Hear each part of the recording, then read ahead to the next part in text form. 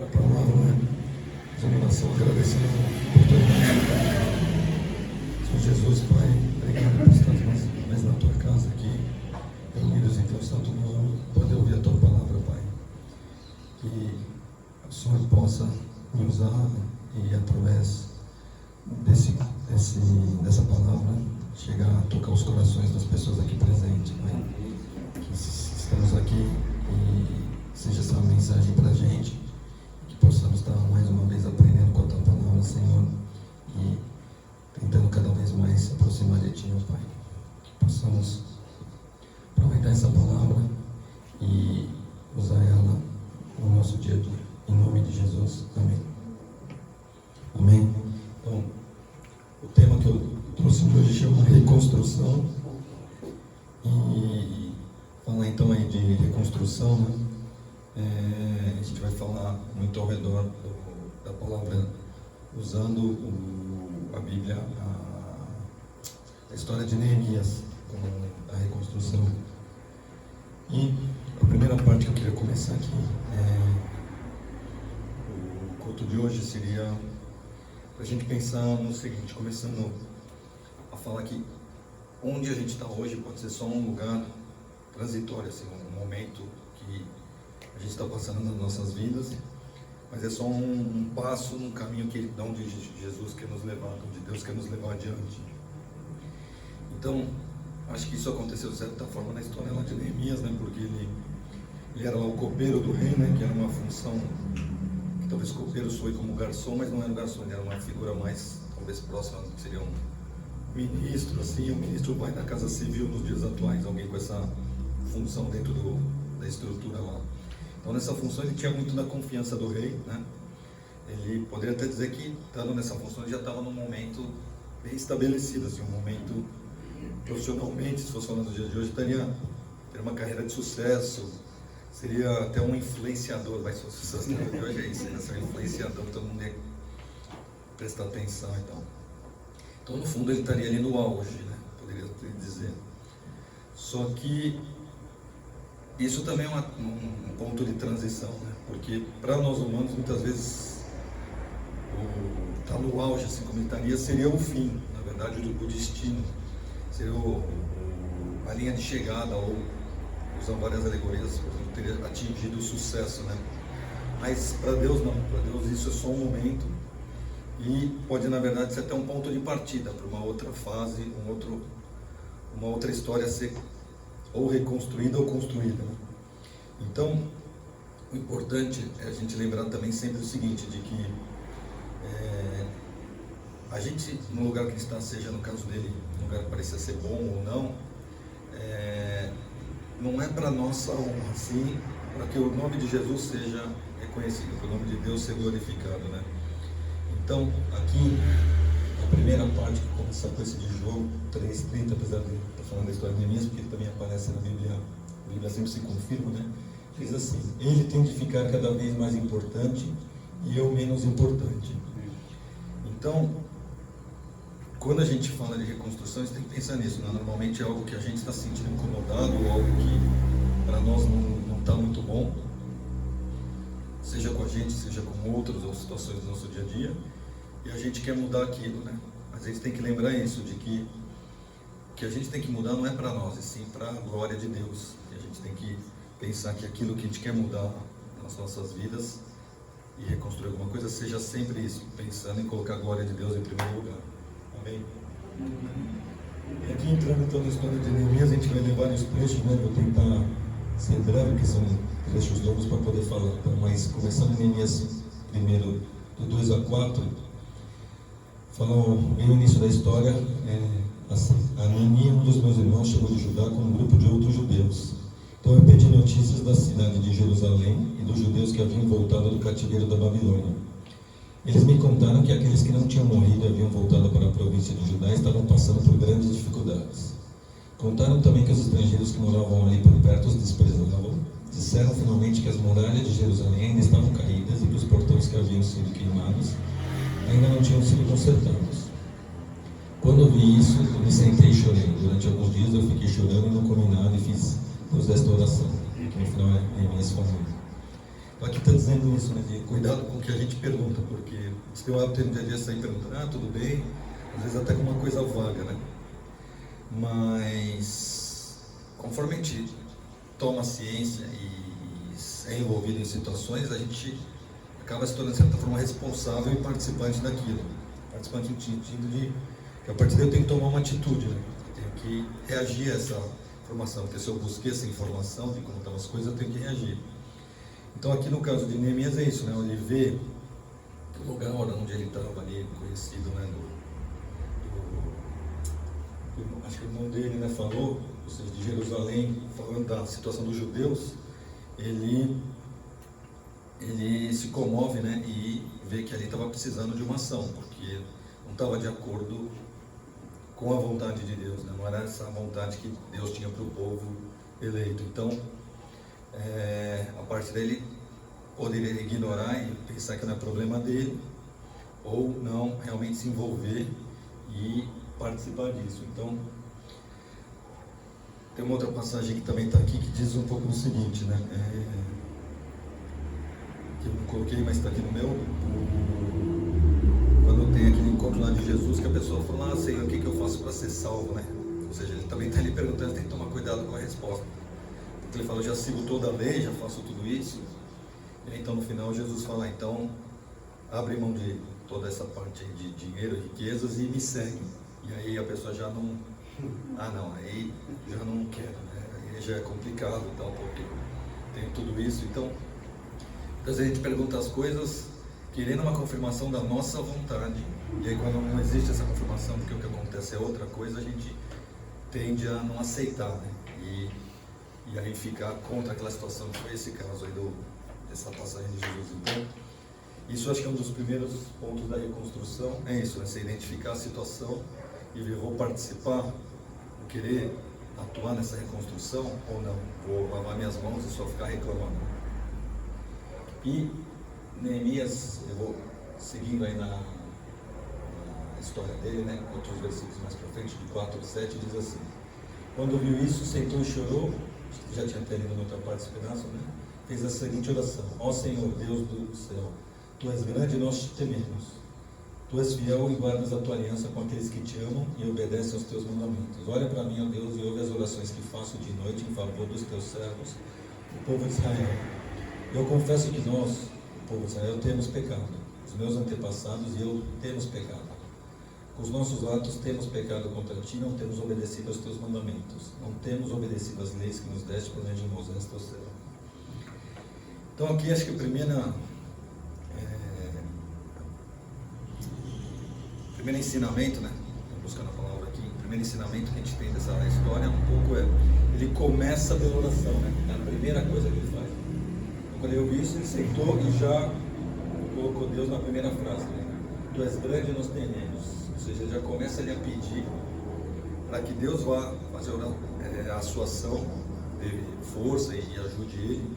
E não deixa para o final, né? A gente muitas vezes, diante de má notícias e problemas no nosso dia, a gente tenta sair resolvendo, querendo fazer tudo rápido, agir por força própria e não lembramos de sentar e conversar com Deus, né? E pedir a orientação dele. Então, aqui Neemias nos mostra a forma certa de começar uma reconstrução, parar e pedir a ajuda de Deus, a que Ele nos guie, porque Ele, conversando com Ele, pedindo para Ele através da oração, Ele sempre vai estar nos guiando, basta a gente fazer isso. Então muitas vezes a gente se está numa situação difícil, não consegue sair, tenta um monte de coisa, fala, já tentei de tudo, e esquece que não teve essa conversa com Deus para Ele dar o guia. Então, voltando até o primeiro versículo, que ele fala isso, né, de que tudo também para honra e glória dele. Então Ele vai saber nos encaminhar naquela situação da melhor forma possível, né?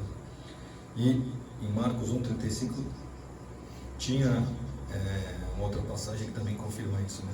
Diz assim: de manhã bem cedo, quando ainda estava escuro, Jesus se levantou, saiu da cidade, foi para um lugar deserto e ficou ali orando. Então mesmo Jesus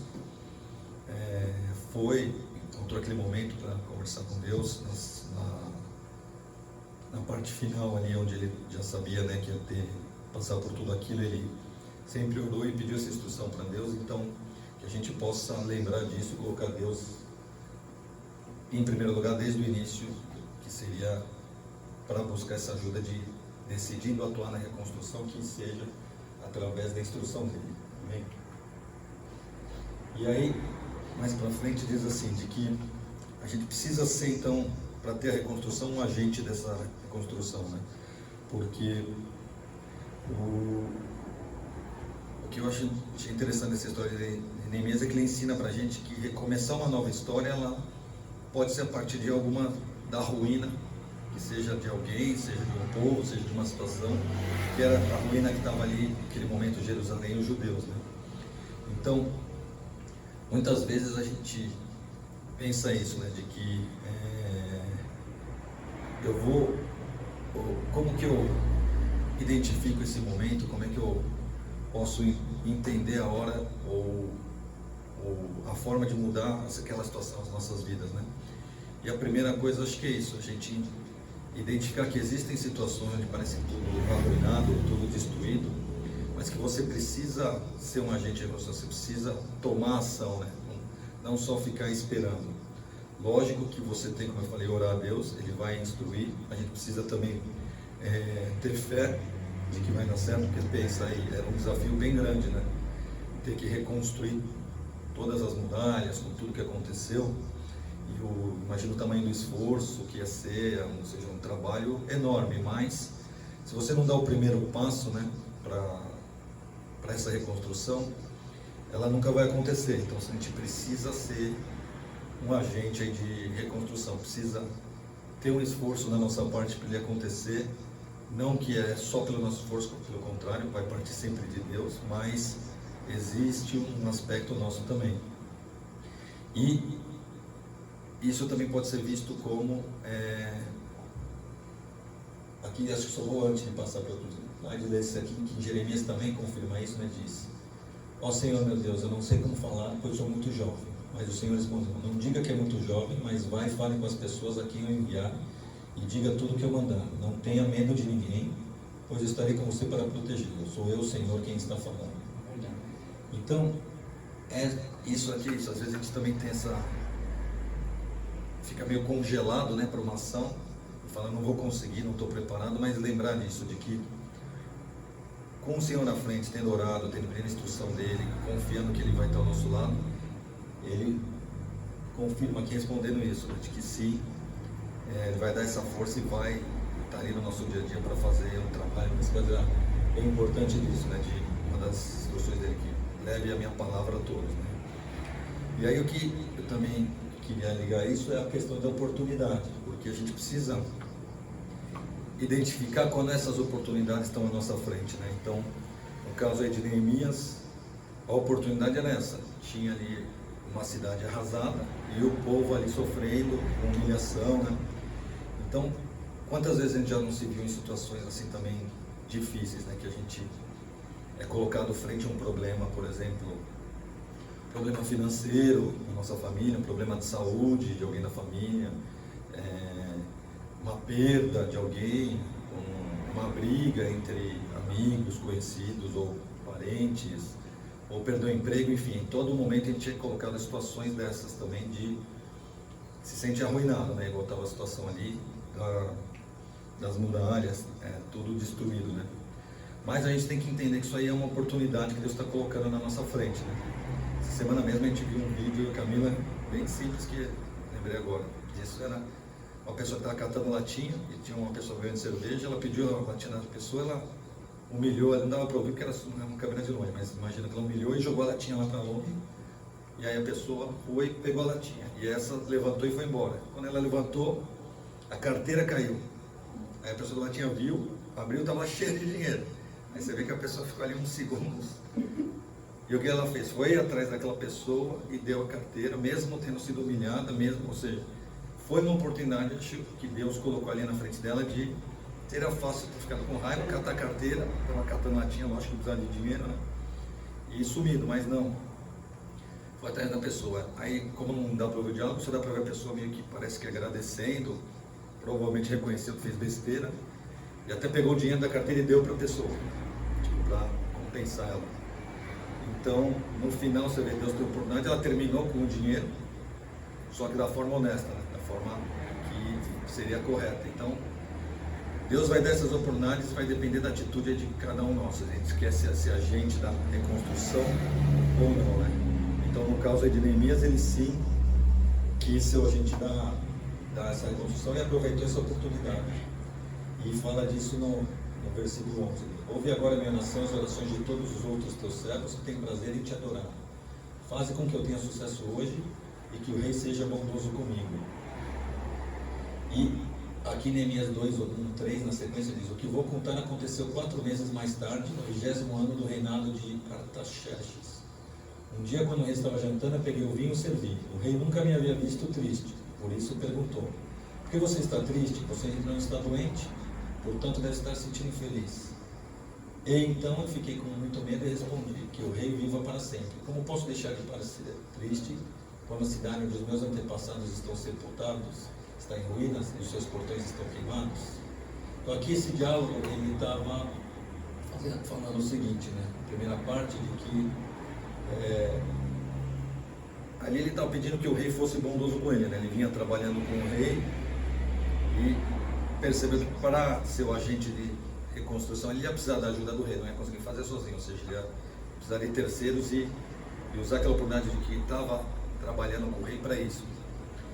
Então, por que eu coloquei isso aí? Porque as oportunidades que eu falei, às vezes também elas não surgem do nada, elas são criadas pelas pessoas, né? Nesse caso, a oportunidade de falar ao rei e usar alguém com poder igual ao rei não surgiu do nada para o Neemias, não foi criada por ele. Como? Foi através da conduta nele nos anos anteriores. Então aquilo que a gente vai plantando lá atrás, ou seja, o trabalho dele com o rei de criar uma confiança que o rei até reconhecesse ele: pô, eu nunca vi você assim, né? Por que você está desse jeito? Ou seja, foi construída essa relação de respeito e confiança. Então, existe também do nosso lado como agente a necessidade de se colocando em situações onde as oportunidades vão ser favoráveis. Se você só fizer coisa que não leva a isso e depois esperar que Deus vai chegar lá e resolver tudo para você, se Ele quiser pode até acontecer, mas não é o ideal. Você precisa também agir de acordo e se colocar nessas situações, né? Então, a conduta dele ao longo de todos aqueles anos, acho que foi o que levou a dar essa possibilidade de abrir esse diálogo com o rei e conseguir isso, né? Expor para o rei a necessidade que ele tinha ali de ir ajudar o pessoal deles, né? Os judeus, e ficar um tempo em Jerusalém. E você vê que ali ele estava ainda fazendo o trabalho dele, né? E fala 4 meses mais tarde, porque esses 4 meses ele ficou orando, ou seja, ele estava ali também pensando em tudo o que ia fazer, né? E acho que a última parte interessante daí é ali: eu fiquei com muito medo, mas respondi. Ou seja, muitas vezes a gente não vai conseguir agir na reconstrução, ser um agente de transformação, porque a gente fica com medo de transformar um sonho, um desejo em realidade, né? Mesmo orando, mesmo pedindo a Deus, mesmo tendo fé, a gente fica com medo de que não vai dar certo, do que outra pessoa vai falar, e se der errado, e enfim, se eu estiver querendo algo que está muito fora do meu alcance, ou é muito difícil falar sobre Deus para as pessoas, essa pessoa nunca vai ouvir, enfim, tem coisas que a gente fica pensando assim e vai se bloqueando de fazer, né? E ali mesmo, Neemias estando nessa situação confortável, ele estava numa situação boa, ainda assim tinha medo de qual seria a resposta do rei, né? Então, a gente, na hora que tiver medo, tem que confiar, voltar a lembrar que se realmente oramos, conversamos com Deus, planejamos e sentimos preparados para isso, a gente tem que ir com medo mesmo, não vai ser sempre com conforto. O próprio Jesus, ao ir para a cruz, né, teve um momento onde ele vai e questiona: isso mesmo, Deus, que o Senhor tem para mim? Então, assim, nas situações difíceis, a gente vai ter que ter esse questionamento, mas a gente não pode deixar isso aí nos impedir quando é a vontade de Deus. Então, nesse caso, a gente vê que ele também passou por isso, mas ele seguiu em frente. E é muito importante nessa hora que você está lá, né? Você vê uma situação, entende que aquilo é uma oportunidade, criou um histórico que te permite atuar naquela oportunidade, ou seja, está preparado, o que você precisa fazer, agora tem um plano, tá? Como que eu vou resolver isso? Porque só orar e esperar que seja tudo feito por Deus, também acho que não é o ideal. Existe uma parte que também vai ser ação do nosso lado.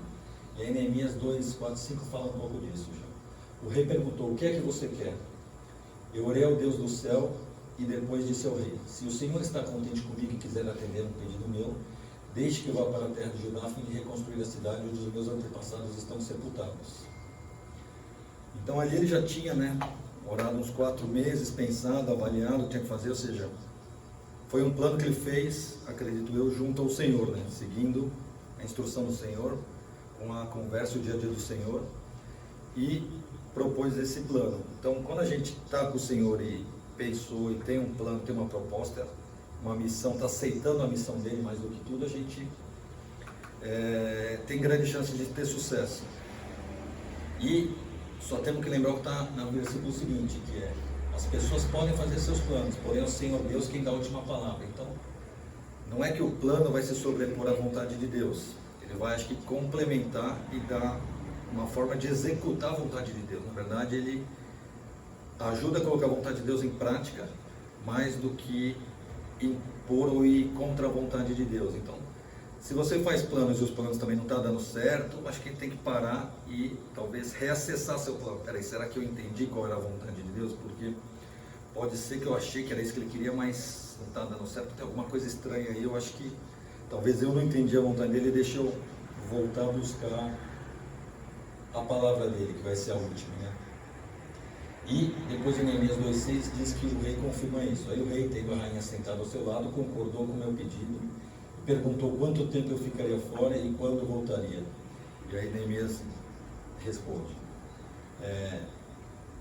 Bom, antes disso, só falar da resposta dele, só falar um ponto anterior, A parte do plano é importante, porque até Deus, ele, quando foi criar o mundo, fez um plano, Vai acontecer isso no dia 1, no dia 2, enfim. Então, o planejamento, ele é importante porque, senão, às vezes, fica só um grande sonho, uma grande ideia, alguma coisa que você espera que Deus um dia vai te fazer, mas você não sabe nem quando, e na prática você acaba não fazendo nada, vai deixando de lado, quando você vai ver o tempo passou. Então, é importante isso, que a gente coloque no papel isso e tenha uma forma de executar. E aí, ao executar também, nesse caso, existe uma recomendação aí na história dele, que é agir com discrição. E fala disso a partir daí do capítulo, acho que 2, um pouco. Eu cheguei a Jerusalém e durante 3 dias não contei a ninguém o que pensava fazer pela cidade de acordo com o que Deus havia posto no meu coração. Eu me levantei no meio da noite e saí, junto com alguns dos meus companheiros. Só levei um animal, o jumento que eu montava. Depois do 16 ele disse: nenhuma das autoridades da cidade ficou sabendo onde eu tinha ido nem o que tinha feito. Até ali eu não tinha contado nada a nenhum dos judeus, aos sacerdotes, autoridades, oficiais ou qualquer outra pessoa que ia tomar parte no trabalho. Então, o que ele está falando aí dessa questão da descrição? Porque o inimigo também está atento, Os nossos planos, se forem os planos de Deus, muitas vezes o inimigo joga contra no sentido de não querer que os planos de Deus ocorram. Então, a gente sair falando muito do plano, etc., tem vários aspectos. Primeiro é esse que vai atrair a atenção daquilo que tiver contra a vontade de Deus.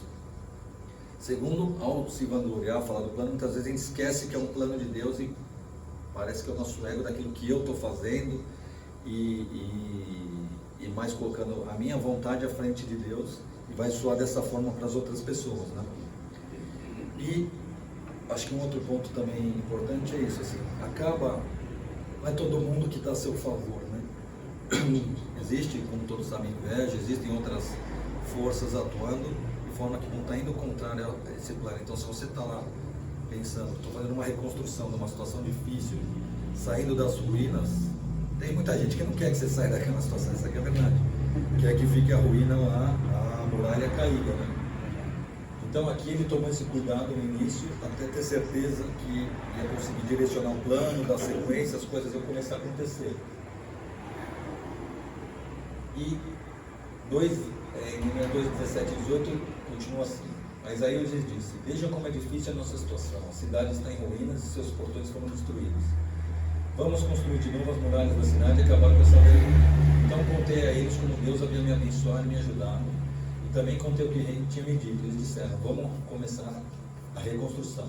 E se apontaram para o trabalho. Então a hora de contar foi isso, né? Ele foi contar sabendo da dificuldade, mas ele colocou ali Deus de novo em primeiro lugar, dizendo, olha, isso é o que Deus está querendo para a gente. Então vamos fazer isso por Deus, não por mim ou por nenhum outro motivo. E apesar de ser difícil, Deus vai estar com a gente. Então vamos fazer esse trabalho que, apesar de todos os problemas, ele precisa acontecer. E isso a gente precisa fazer, né? Mesmo às vezes planejando coisas grandes, né? A gente precisa acreditar que Deus é maior do que tudo. Então, se a gente sonhar usar grande, mas for a vontade dele, ele vai fazer. Aqui era um trabalho enorme, né? Reconstruir isso. E ele tinha certeza que Deus tinha, depois de 4 meses orando, guiado ele nesse caminho. A oportunidade tinha aparecido, ele tomou a oportunidade e ia acontecer. Então, se Deus estiver à frente, acho que a gente vai conseguir convencer as pessoas. Elas vão perceber que esse plano é de Deus, elas vão querer participar, elas vão contribuir. E mesmo que tiverem aí outros lutando contra isso, vai ser percebido que a chave do sucesso assim, de um projeto não está nas nossas mãos, na de quem planeja ou na de quem vai executar. E sim, está na mão de Deus. Por isso que eu coloquei na mão de Deus, porque Deus que controla todas essas coisas. Então, a gente tem que acreditar que o plano vai acontecer por conta dele. Mas vai sempre ter uma oposição do inimigo, né? E aconteceu isso também em Neemias, né? Lá mais para frente, a pessoa começa a tomar conhecimento ali do que eles iam fazer, começam a fazer, o plano se tornou público. Então toda vez que o nosso plano torna público, você vai poder notar na sua vida também que a oposição ela é imediata. Sempre tem alguém para opinar, falando, não, esse cara só está fazendo isso aí vai dar errado. Não, Renata? Ah, não. Enfim, vai ter sempre alguém opinando ali, indo contra ou ajudando, enfim, sempre. Então a gente precisa estar atento a isso, né? Não podemos nos iludir de que só porque a gente conversou com Deus, planejou, convenceu a todos de que era a vontade de Deus, todo mundo comprou a ideia e começou a fazer, que vai acontecer sem nenhuma resistência. Pelo contrário, acho que aí que vai começar mais forte, foi o que aconteceu aí também. Então, lendo aí esse trecho diz, porém Sambalat, Tobias e um árabe chamado Gesem, souberam do que estavam fazendo. Eles começaram a rir e a caçoar de nós. Eles disseram, o que é que vocês estão fazendo? Vocês vão se revoltar contra o rei? Eu respondi, o Deus do céu nos dará sucesso. Nós somos servos dele e vamos começar a construir. Mas vocês não podem ser donos de nenhuma propriedade em Jerusalém, não têm nenhum direito de cidadãos e não têm nenhuma parte nas tradições religiosas do povo de Israel. Então, aqui, um ponto importante é importante ter resistência contra a oposição. E isso também vai acontecer de forma mais consistente se a gente tiver com as nossas convicções, né, estiverem ligadas ao que é o plano de Deus, ou seja, uma vida de devoção a Deus. Então aqui ele já faz isso. A primeira coisa para a resistência, a primeira frase é, Deus vai nos dar sucesso. Você pode estar falando o que for, eu acredito que essa é a vontade dele, vai acontecer. A gente tem que se posicionar firme e acreditar e defender os planos de Deus. E fazer, né? Nós somos servos dele, vamos fazer. Estamos, no fundo, cumprindo, às vezes, até uma ordenança de Deus, porque vários dos planos, ele fala, eu quero que você vá lá e fale da minha palavra. Então, a gente precisa executá-las. Então, também é uma desobediência, de certa forma. E deixar claro para a oposição isso, que a força de Deus está com você e você não vai desistir. Não adianta eles virem com problemas ou contrário, que a nossa força tem que ser maior. A gente tem que acreditar que Deus tem mais força do que o inimigo e de que as resistências. Então, em todo momento a gente vê aí que Neemias, ele aponta para Deus, né? Ele fala para Deus, mais para frente ele fala de novo isso, mas nós oramos ao nosso Deus e colocamos homens para ficarem de vigia contra ele de dia e de noite. Ele teve um momento mais para frente da história que o pessoal começa a atacar mesmo eles e querer destruir o plano deles, agir. No início era só zombaria, gozação, tipo, mais afetar a moral deles. Mais para frente já foi algo mais físico, né, de querer realmente impedir eles de fazerem a obra de Deus. E seja o que for moral ou físico, acreditar nisso, de que Deus vai estar em todas as situações do lado e fazendo eles atuarem, mas você vê que em nenhum momento ele também, desde o início, ele sempre consultou a Deus, colocou a Deus na frente, mas tomou uma atitude. Decidiu pedir para o rei, decidiu sair, decidiu ir atrás, decidiu convencer todo mundo, foi fazendo, então foi criando e crescendo aquela situação toda. E aí, só a última parte com relação a esse tema das resistências, diz assim em 4:15.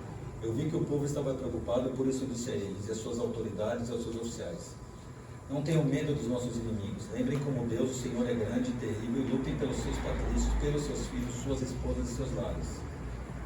Os nossos inimigos ficaram sabendo que nós havíamos descoberto o que eles estavam planejando e compreenderam que Deus havia atrapalhado os seus planos. Então, todos nós voltamos para o nosso trabalho na reconstrução das muralhas.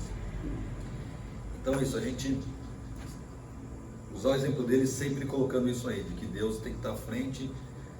As pessoas acho que vão ver essas ações, vão se convencer, e é uma forma de a gente levar a mensagem de Deus também para espalhar a palavra de Deus nisso, né? Trazendo para o grupo a confiança de que Deus está ali por trás. Então você vê os judeus com isso, eles acreditaram, vai no projeto, vou chamar assim, e seguiram em frente apesar do risco, né, que tinha para a família, para os filhos. E o próprio inimigo também percebeu de que não ia ser tão fácil assim, de que eles não iam ceder. Então, existe também aí um respeito nessa hora do inimigo, de que eles poderiam até seguir tentando. Quando Deus está na frente, nada vai impedir de uma reconstrução ser feita. E isso envolve sacrifícios, porque na história de Neemias isso também aconteceu, né? Durante os 12 anos em que foi governador da terra de Judá, de Artaxerxes até o ano 32, nem eu nem os meus parentes comemos a comida que eu tinha direito como governador.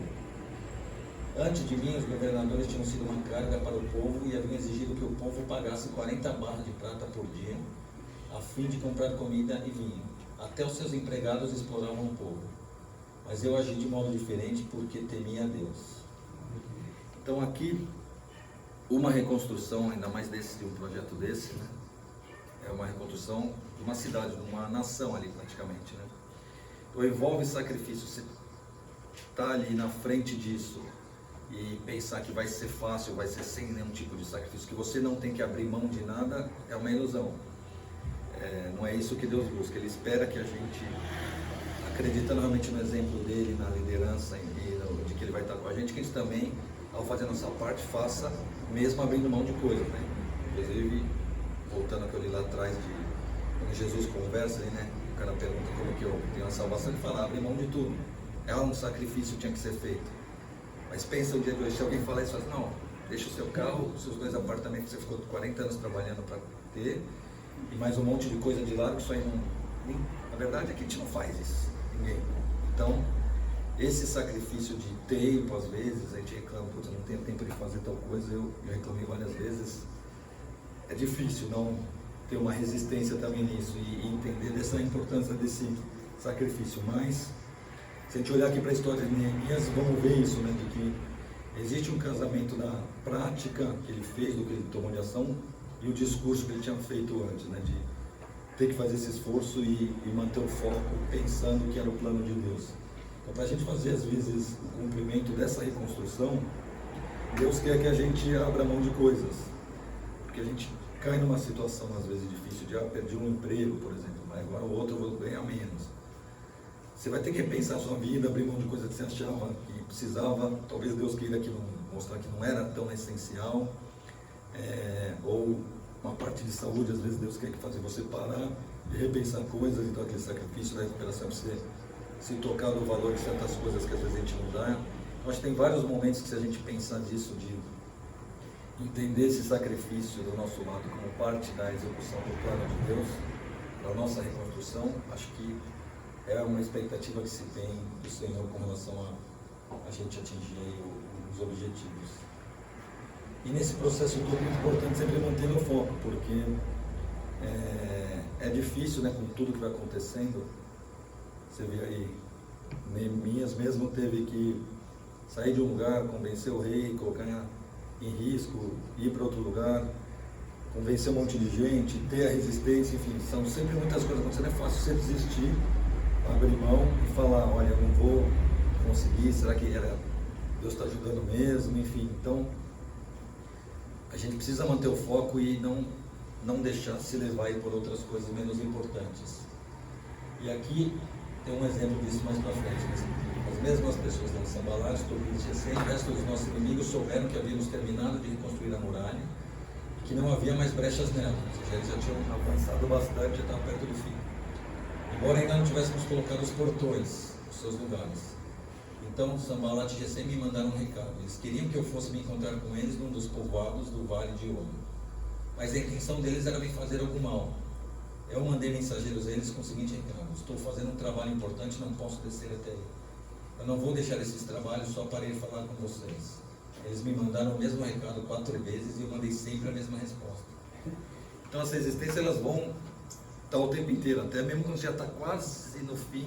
Às vezes é um momento que a reconstrução já passou por muita coisa, você acha que está voltando a estabilizar, parece que acontece um outro probleminha novo na sua vida, que você fala, putz, agora que estava estabilizando, agora que a pandemia estava melhorando, aconteceu isso, enfim, você vai começar a pensar essas coisas, mas a gente não pode manter o foco original na reconstrução, tem que conseguir ficar resistindo, que nem aqui 4 vezes, né? Então fica 1, 2, 3, 4, vai ter mais vezes acontecendo isso, e a perda do foco acho que tira o progresso, a chance de concluir com sucesso um plano de Deus de reconstrução. Pegar o exemplo do povo de Israel, eles ficaram 40 anos no deserto, mas praticamente não avançaram nada, eles ficavam andando meio em círculo ali. Por quê? Porque eles só reclamavam, eles não tinham um plano, não tinham uma busca, não trabalharam junto, ficaram só murmurando. Então, quer dizer aqui, esforço não significa também resultado. Porque ali eles ficaram com esforço, ficaram 40 anos andando, mas não chegou em lugar nenhum. Então, às vezes, você com foco chega muito mais rápido em algo em um ano, se você estiver disposto a fazer tudo aquilo que foi falado antes, né, de pedir a Deus, seguir o caminho dele, enfrentar as resistências, botar energia do seu lado, ter sacrifícios, aceitar os sacrifícios e abrir mão de coisas, você vai atingir o que era o plano de Deus. Mas se você não quiser fazer nada disso, só ficar ali murmurando, você não vai chegar em lugar nenhum, mesmo que você fique 40 anos, mas eu estou me esforçando, por que eu não recebo de Deus? Será que estavam realmente se esforçando ou estavam só ali vagando e reclamando da situação? Então é bem perigoso a questão do foco ser desviado por algum motivo ao longo do processo e a gente não concluir o que Deus tinha para a gente dentro de um plano de reconstrução. E para terminar aqui, o seguinte: reconstrução se transforma em construção. Então, no final, Neemias diz: agora as muralhas estavam reconstruídas, os portões já estavam todos colocados nos seus lugares. Foi marcado o trabalho dos guardas do templo, dos cantores e dos levitas. Para governar a cidade de Jerusalém, eu coloquei 2 homens, o meu irmão Hanani e Ananias, o oficial comandante da fortaleza. Hananias era um homem fiel e temia a Deus mais do que qualquer outro. Para que a gente fechar com o último versículo.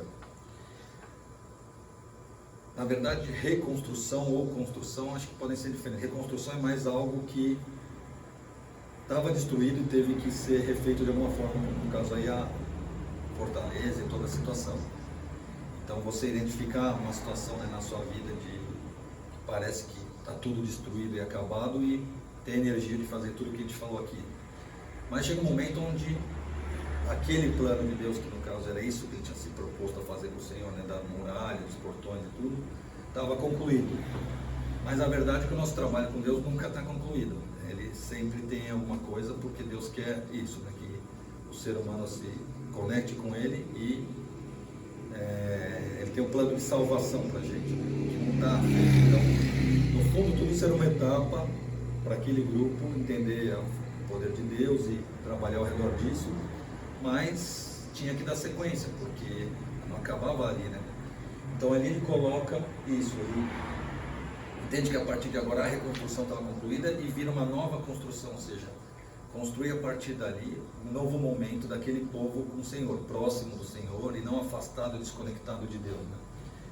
E ele coloca o irmão dele e fala bem isso: era um homem fiel e temia a Deus mais do que qualquer outro. Então você vê o que guiou mais uma vez, a próxima etapa, depois da reconstrução, é seguir mantendo o foco em Deus, de que quem liderasse ali, colocasse também Deus em primeiro lugar. Essa foi a preocupação número 1 dele.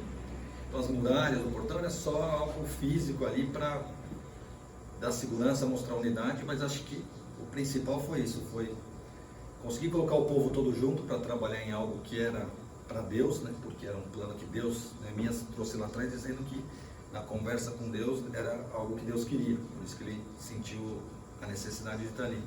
E o povo acreditou nisso, então era isso, era se juntar o povo ao redor de Deus, em algo focado para Deus, e manter isso depois. Ou seja, uma vez com essa tarefa concluída, é fácil as pessoas se dispersar e começar a pensar em outra coisa.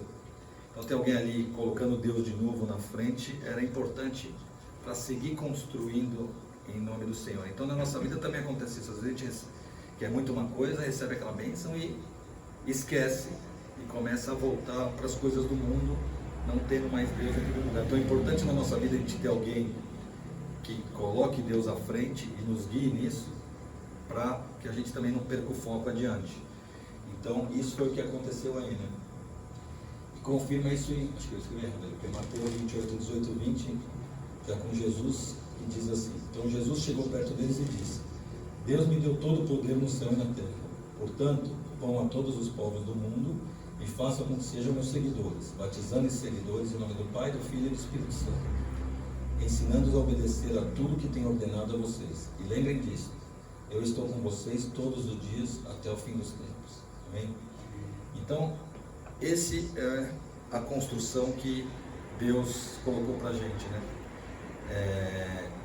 Essa sucessão que acaba, ou seja, Deus desceu à terra na figura de Jesus, né, para viver entre nós, mas foi só 3 anos. Pensa, nós estamos aqui 2019 anos depois, não sei se é a conta exata, porque também acho que no momento que ele morreu, enfim, mas estamos aqui falando disso. Então existe uma sucessão, pessoas foram trazendo essa mensagem até aqui, senão a gente não conhecia, né?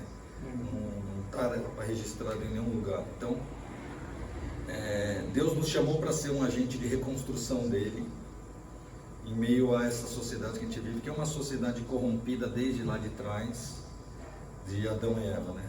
A gente está nessa reconstrução, no projeto dele, dá para dizer que esse projeto de salvação dele é um projeto de reconstrução, de certa forma, porque ele deixou tudo perfeito, a gente foi lá, estragou, e aí agora ele está nos chamando para reconstruir. Então que a gente possa isso, entender no momento do nosso dia a dia, na nossa vida, as oportunidades que ele está colocando para a gente, igual foi de Neemias, para juntar o povo ao redor de uma obra para Deus, mais do que qualquer outra coisa, acreditando que ele está na frente, tendo fé, não, mesmo tendo medo, não se deixando impedir pelo medo, trabalhando todos em união, em conjunto e sem medo de não avançar e conseguindo com isso, mesmo que com sacrifícios, levar a mensagem de Deus para todos os povos do mundo, o máximo que a gente puder. Ontem mesmo a gente estava vendo um vídeo lá que a Valentina está vendo vários de agora de estatística no mundo lá, ela era assim, reduziu toda a população do mundo a 100 pessoas, o número exato que tive ontem era 31 são cristãos. Cristão acho que envolve também católico, então dá para dizer que é menos que 30, mas enfim, ou seja, mesmo que isso fosse certo, teria outras 69 ainda no mundo que isso não aconteceu, que ainda conhecem, e então tem ainda um trabalho muito grande de reconstrução para ser feito no mundo, e acho que é isso que Deus espera de nós. Amém? Então, que a gente possa isso, entender em cada momento da nossa vida, como fazer o reconhecimento das oportunidades para reconstruir de uma maneira que agrade a Deus. Acho que era essa que eu tinha para trazer hoje. Só fazer uma oração e eu vou passar para o pastor Isaac. Senhor Jesus, Pai, obrigado aí mais uma vez pela sua palavra, que possamos cada vez mais atuando em prol de uma reconstrução do seu plano original, Senhor, que era estar o homem próximo a Deus, conectado a Deus e vivendo uma vida para Ele, reconhecendo a sua grandeza e entregando nossa vida nas suas mãos, meu Pai. Que possamos ajudar também na reconstrução, não só individual nossa, mas da sociedade, cada um ao nosso redor. possamos influenciar de uma forma positiva e pedindo perdão quando isso não acontecer, que a gente estou em desacordo com os seus planos, que perca o foco ou que algum desvio da oposição interrompa esse processo, mas possamos reconhecer e voltar sempre a atuar de acordo com o seu plano de salvação. Te agradeço pela oportunidade de estar aqui falando e o Senhor ter me usado para trazer essa palavra aos irmãos, que todos possamos ter uma ótima semana. Em nome de Jesus. Amém. Amém, Jesus.